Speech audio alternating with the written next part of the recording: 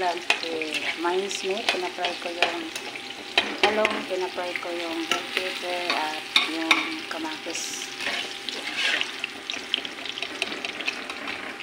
Ayan siya. Yung ilagay natin sa talong, pinapry ko yung mincemeat ng sibuyas, ahos at nilagyan ko ng mga powder nila. Tapos ilagay natin dito sa mix ko na talong, mga piniritong talong at piniritong bell pepper at kamatis. Ilagay ko sa taas yung karne. Yan siya. Yan.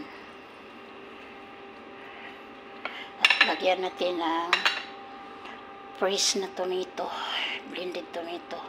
Kaya natin sa taas. Yan. Ayan natin kaunti.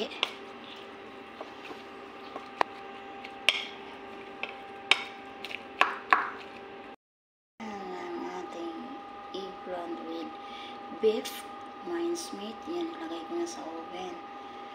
15 minutes, ready na yun siya. Luto na. Ang ating eggplant with mincemeat. Yung oven eggplant natin with mincemeat. Luto na siya.